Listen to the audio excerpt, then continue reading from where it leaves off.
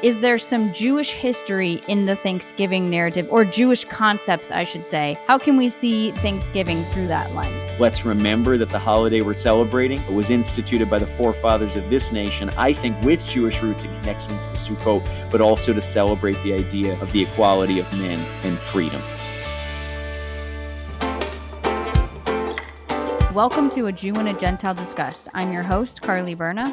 And I'm Ezra Benjamin. We are a Jewish believer, which is Ezra, and a Gentile believer, which is myself, who both believe in Jesus and believe that God is doing something unique among the Jewish people around the world.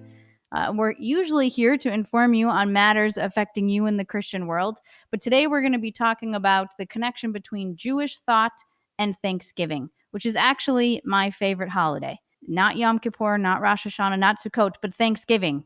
Not a Jewish holiday on the Jewish calendar, but that's what we're going to talk about today. So let's get right into it. So Christians and Jews both celebrate Thanksgiving. So let's talk a little bit about, both of our upbringings of Thanksgiving before we talk about what this has to do with Jewish thought. For myself, I was raised in Wisconsin. Thanksgiving is very much a family, football, and food holiday. We made a lot of pilgrim hats and little turkey hands growing up, and that was Thanksgiving. In Arizona, Thanksgiving was very similar for me, except we also did a turkey trot, which is a 5K run to try to counteract all of the calories from eating the turkey. But really, my celebration of Thanksgiving really had nothing to do with the story of Thanksgiving. I knew that the Pilgrims and the Native Americans shared a feast together. But it wasn't that I had this deep understanding of Thanksgiving. So tell me, Ezra, about your upbringing, how you celebrated Thanksgiving. Yeah, Carly, I didn't really have a deep understanding of Thanksgiving either. What I understood is this means it's a lot of food and a lot of pumpkin pie. And the most important part of the pumpkin pie, growing up in upstate New York, I mean, this could have been true anywhere, but I grew up in upstate, like way upstate, like near Niagara Falls upstate, not exciting, just up the Hudson River upstate. So up in way upstate New York, we would have pumpkin pie, and the best part of it was the hydrogenated, highly preserved, possibly toxic Ready Whip that came in the spray can. I mean, it could have been hair product, but it wasn't. It was a dessert topping. And this was, my brother and I would fight over who got to drain the Ready Whip container into our mouth. Like, this was the thing. And growing up, my parents would be sitting in the other room, and they would be talking with whoever was over for Thanksgiving. And my brother and I would disappear along with the other kids, and there would be laughing. And then all of a sudden it would go silent. And all my parents would hear was, wow, wow, wow. And my mom would, of course, say, "Ezra, are you spraying the Ready Whip?" And I would say, with a mouth full of hydrogenated oil, "No." And some of it would kind of spill out. It was a disaster. And this was the Thanksgiving tradition in my family growing up, was who could get more of the Ready Whip before the aerosol would run out and it was useless. So that's what I remember about Thanksgiving. I know that was a very deep theological thought for our audience, but that's one of my most cherished memories. Knowing you now, I imagine that that's still part of your Thanksgiving. Who's to say? Yeah. Carly? At least it has less hydrogenated oil now, but it's still delicious. Anyway, go ahead. Yeah. So tell us about, what we all know, kind of the narrative of Thanksgiving having to do with the Pilgrims, the Native Americans, and the feast together and all of that. But when you think about, is there some Jewish history in the Thanksgiving narrative, or Jewish concepts, I should say? How can we see Thanksgiving through that lens? Yeah, we're going to go into that. And I think in a way this is redemptive, right? Because when we were growing up, right, it was, I mean, excuse the very politically incorrect terms, right? It was the Pilgrims and it was the Indians. And everybody wanted to dress up like the Pilgrim because it was a cooler outfit. Unless you were kind of walking on the wild side, then you wanted to dress up as the Indian because you could wear the feathers and the whole thing. And these were things that, like, in the late 80s, early 90s were perfectly okay, and now would lead to class action lawsuits, and you can't do it anymore. And the story goes, right, that the Pilgrims came over and it was a rough go, but they made friends with the Indians, and there was this great harvest, and together the Pilgrims and the Indians sat down and had this feast and gave thanks for the abundance from heaven that they could celebrate and their unity around this Thanksgiving table. Now, what history tells us is that most likely it was a politically and possibly religiously motivated colonialism that led to massive disease among the native communities. And did they ever sit down together? Again, who's to say? So anyway, let's get to the Jewish roots of the holiday as they either do exist or might exist, and perhaps it can be redemptive. What we do know, first of all, in 1492, Columbus sailed the ocean blue. So one possible route of kind of the colonization, if you will, or the first settlement of the Americas was that Christopher Columbus, we understand his name to be actually in Spanish, Cristobal Colon. And one theory, I'm not going to say whether I agree or not, but I'll say it's certainly plausible, is why is Christopher Columbus sailing the ocean blue in 1492? Well, what else is happening in the Spanish Empire in 1492?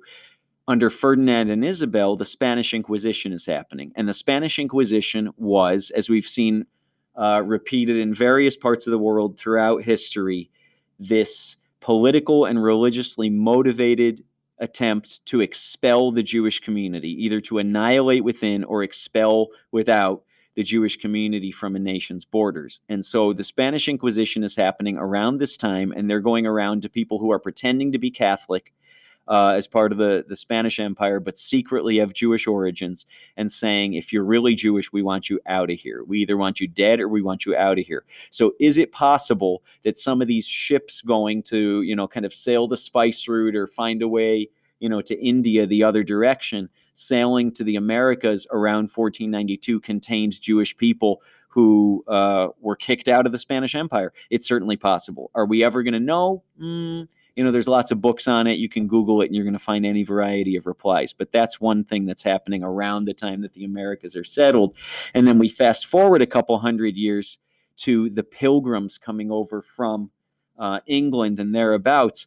And one of the interesting things, Carly, about the Pilgrims is that a number of these people, and our audience has heard the term Puritans, actually really were in touch with what we could call the Hebrew roots of their own Christian faith.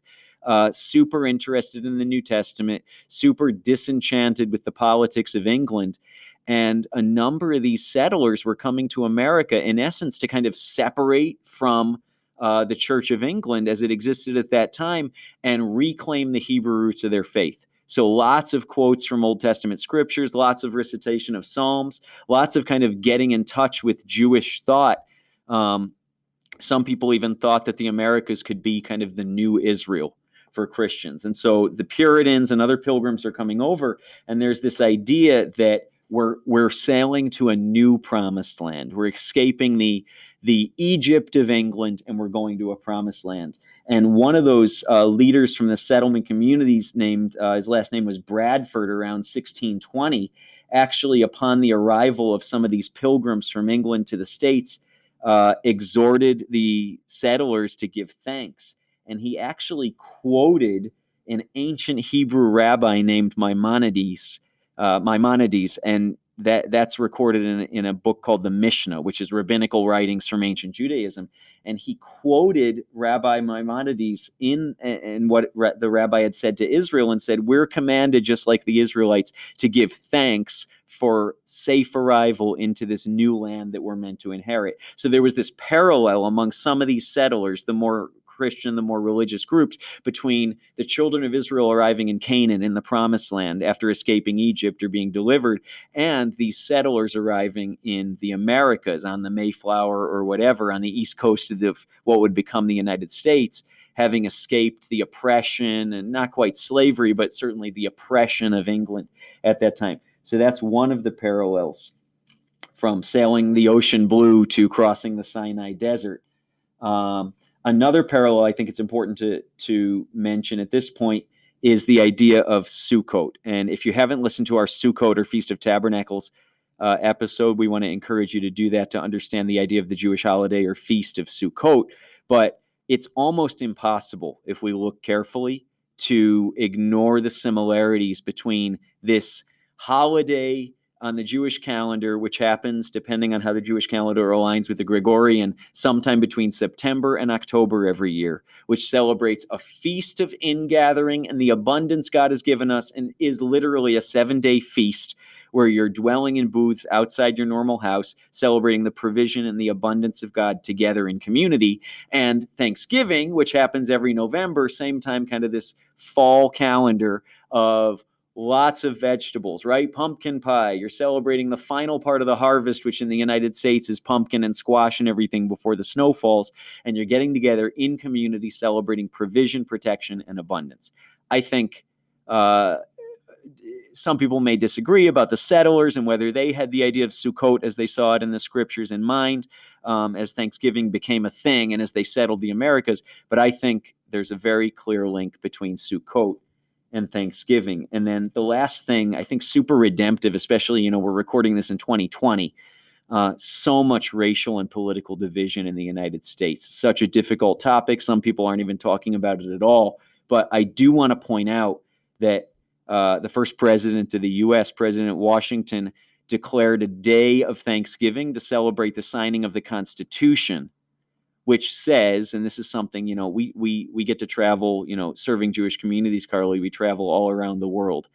And I'm still so grateful that we live in a country with a constitution that really believes we hold these truths to be self-evident, that all men are created equal and are endued with certain rights, unalienable rights which cannot be taken away, of life, liberty, and the pursuit of happiness. We live in a country that, though we struggle with how to represent that and where we've fallen short of that ideal, really believes that, because a lot of the world doesn't. And so Thanksgiving was instituted hundreds of years ago by President Washington, and then was reaffirmed right at the end of the Civil War by Abraham Lincoln, believe it or not. How do we get Thanksgiving in November? Abraham Lincoln said, we are going to have a national day of thanks to celebrate two things. One, to celebrate the ending of the Civil War and kind of the reunification of these United States. And secondly, to commemorate the end of slavery in America.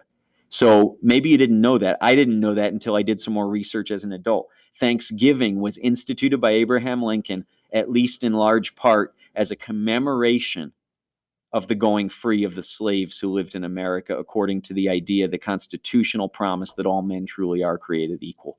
So if nothing else, with everything with COVID and however the election's going to turn out and all the things we have to be worried and concerned or annoyed about this year, let's remember that the holiday we're celebrating was instituted by the forefathers of this nation, I think with Jewish roots and connections to Sukkot, but also to celebrate the idea of the equality of men and freedom, God-given freedom. So if nothing else, that's a reason to give thanks. Yeah, that's very redemptive. I didn't know that about Abraham Lincoln either, but in this year specifically, with all of the racial injustice and all of that going on, something we should be thinking about.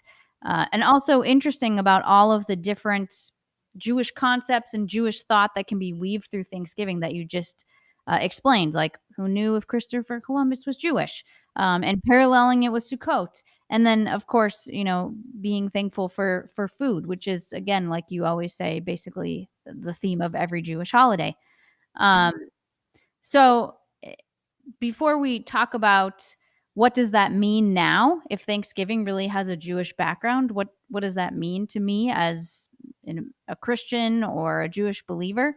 We're going to get to that in just a minute. But before we do that, we want to talk about an opportunity that we have that we talk about on all of our podcasts. And probably at Ezra's household, he drinks coffee right at the end of his Thanksgiving feast. I just imagine it's the nightcap to the Thanksgiving feast. But the opportunity we have is we have something called Lost Tribes Coffee Co. It's a way that you can support Israel and the Jewish people. We source the coffee from Ethiopia, which is one of the countries that we go to share the gospel with Jewish believers. And also, if you don't drink coffee, still go to our website, ajewandagentilediscuss.org. There's great information about who the lost tribes are, where this coffee is coming from, and learn more about the work that we do. So if you're like, I'm not really interested in buying the coffee yet, go to the website, learn more about what we do, get involved, be engaged with what we're doing. If by reading that you want to support us and be engaged, then you can become a monthly partner with us and receive the coffee as often as you'd like. It's just a way that you can get engaged with us and be connected to what we're doing and consume coffee every day. Back to Thanksgiving. So if Thanksgiving has a Jewish background or some Jewish concepts like you're explaining, what does that mean for us now? Yeah, people may disagree. Look, I kind of see the connection between Sukkot and Thanksgiving. That's a stretch. Who knows about Christopher Columbus? Who knows about the Pilgrims' faith? Fine, granted, we can go there. What I do want to carry forward is this: there's this idea in Jewish thought of remaining thankful to God. So, and I know that's true in Christian thinking as well, right? Not just a this would be good for the soul kind of thing, or it's good once a year to stop and give thanks and say, I'm thankful for this, I'm thankful for that. Now back to the turkey and box wine. But it's this idea that not just on Thanksgiving, but let Thanksgiving spur us on every day to remember that we're actually commanded to give thanks. Like, give thanks to the Lord, for he is good. His mercy endures forever. And interestingly, this is kind of a play on words, but the word for turkey in modern Hebrew is, you're going to laugh. If you're driving, maybe pull over. It's chicken of India, which, how do we get that name? Who knows? Turkeys are originally from Mexico. Anyway, just go with it. Chicken of India. But the word for India is also the word in Hebrew for give thanks. So if you want to say give thanks to the Lord, his mercy endures forever, you say Hodu la Adonai ki tov, for he is good, his mercy endures forever. Ki leolam chasto, his loving kindness endures forever. So buried within the modern Hebrew word for turkey or chicken of India, you could also interpret it chicken, give thanks. A little bit ridiculous. Anybody who knows modern Hebrew is rolling their eyes listening to this right now, but I want to say technically it's in there. So deal with it. I have the mic and you don't. So chicken, give thanks. Anyway, this Jewish concept of an exhortation to give thanks to the Lord. Give thanks to the Lord because he's brought us from point A to point B. And while we're still on a journey, we're not where we began. It's important to remember that. And I think, Carly, again, especially with what's happening these days, the election's happening. It's going to come out either the way we wanted it to or the way we didn't want, depending on our political views and our preferences, or maybe no result of the U.S. election this year is the way we wanted it to be. More on that another time, depending on where people come out on that. But regardless of that, the question is, can we find something in our hearts and our lives to give thanks for? I've found in my own life, Thanksgiving begets Thanksgiving, and complaining, or as my grandma would say in Yiddish, kvetching, begets more complaining and kvetching. And the question is, what's the attitude of my heart? That's the Jewish concept. It's also the Christian concept. I think we can agree on that as Jewish and Gentile believers. Is the posture of my heart thanksgiving to God for everything he's done and everything I believe he has yet to do in my life and in the lives of those I love and in the world? Or is it this kind of laundry list of all the things I'm not satisfied with?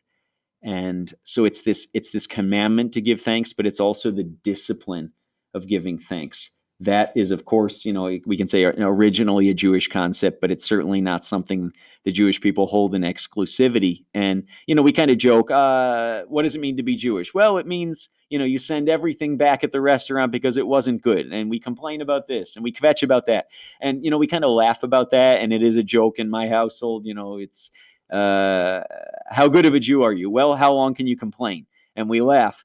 But at the same time, in a way, it's kind of a departure from the Lord, from what the Lord meant for our people, right? We're supposed to be a people of thanksgiving. Give thanks to the Lord, for he's good and his mercy endures forever. And so my exhortation for us is Thanksgiving is a very Jewish thought, or at least it should be, and we should reclaim it. And as Jewish believers in Jesus, ultimately, we can give thanks on any day. On our worst day, we can give thanks for right standing, forgiveness, and redemption to God through Jesus, through Yeshua. Yeah, I think the position of our heart is a very important thing, not just on Thanksgiving, but any time.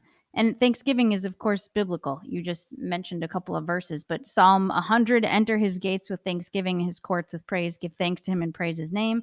And 1 Thessalonians 5, rejoice always, pray with ceasing, give thanks in all circumstances, for this is the will of God in Jesus for you. And, lots of times we say, what's the will of God? Well, he's saying, give thanks. So, our encouragement to you this Thanksgiving is think about the position of your heart. Think about the things you're thankful for.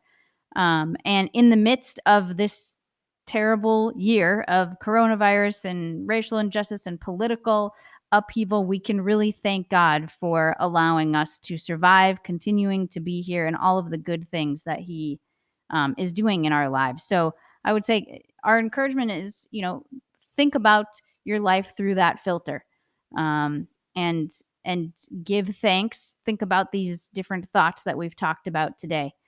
So, Ezra, should I be telling people now Thanksgiving is a Jewish holiday? Maybe not unless you want wide eyes and a smaller slice of pumpkin pie because people think you're already on a sugar rush or whatever.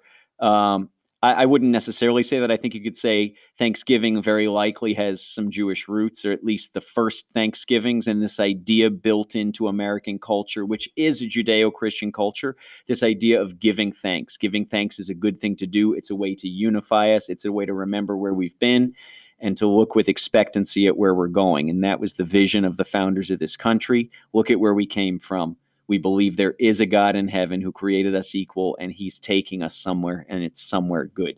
And, there's a prayer, just kind of parting thought from me, Carly, as we're wrapping up here. There's a prayer you say on many Jewish holidays, and you could say it on Thanksgiving too. And I won't bore everyone with the Hebrew, but in English it's, "Blessed are you, O Lord our God, King of the universe, who has kept us alive and sustained us and brought us to this special time." And so I think this Thanksgiving, we can say that in the midst of a worldwide pandemic, we can say, bless the Lord. We give thanks to God who literally has kept us alive, and he's sustained us, and he's brought us to this special time. And I'm speaking to myself here, but I want that to be the attitude of my heart this Thanksgiving Day, before all the ready whip, before the overeating, before the turkey coma, before the kvetching about all the things going on in the world that I don't like. With my Jewish family, I want to give thanks and praise God, keeping me alive, sustaining me, bringing me to this special time. So, Yeah, I think we all need to hear that this year. good. So hopefully that was just a quick little summary of Jewish thought about Thanksgiving. We're going to talk about our favorite Thanksgiving traditions in just a couple minutes, but I just wanted to remind you that we have this opportunity that you can partner with us and receive the Lost Tribes coffee. It would be a great conversation starter at Thanksgiving or with other people. Who are the Lost Tribes? What is Jewish ministry in Ethiopia? Where's this coffee from, etc. Whether it's, at a family gathering or just with friends. Plus, the coffee tastes great. Check out our coffee tasting video online where we taste it against other popular coffee brands. But to learn more about that, you can go to ajewandagentilediscuss.org. So, Ezra, besides the ready whip, which I wouldn't call a tradition, what is your favorite Thanksgiving tradition? And then I'll share mine as well. Yeah, I think, and this has kind of evolved over the decades, but as early as I can remember Thanksgiving, being a good New Yorker, even though not a New York City-er, but a New York Stater, we watched the Macy's Thanksgiving Day Parade. And that was the thing, you would start to smell the stuffing cooking in the house and whatever else was going on in the kitchen, which I was not involved in as a kid until it was ready to consume. But watching the Macy's Thanksgiving Day Parade. And sometimes it was bitterly cold and sometimes the floats would explode and, whatever. It was like this comedy of errors, but it's just sort of that comfort thing, watching that parade. And so I try to sneak in a few minutes of it even these days when I can. So that's mine. What about you?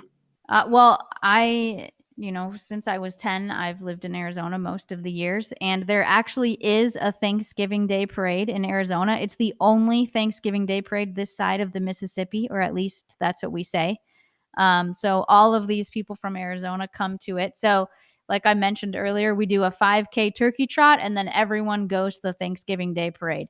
And it's like a regathering of all people you knew in high school and like friends and family you haven't seen for years. You can just kind of walk down the streets and recognize people that you haven't seen. Plus, there's all sorts of floats and stuff, bands and all, just like the Macy's Day Parade, but about 10% of the quality and quantity of people. So that's my favorite tradition. It's just something fun to look forward to, and I always get reconnected to people that I haven't talked to in years. Thanks again for listening today. If you want to hear more episodes from our podcast, subscribe to this podcast wherever you get your podcast. We'd also love if you leave us a review or share this podcast with someone you know. You can follow us on social media at the handle A Jew and a Gentile Discuss. If there's anything you want to have us talk about or questions you have for us, you can submit questions at ajewandagentilediscuss.org. Thanks again for listening today. Happy Thanksgiving to those who are listening. Join us next week for another episode. The show is a production of Jewish Voice Ministries International.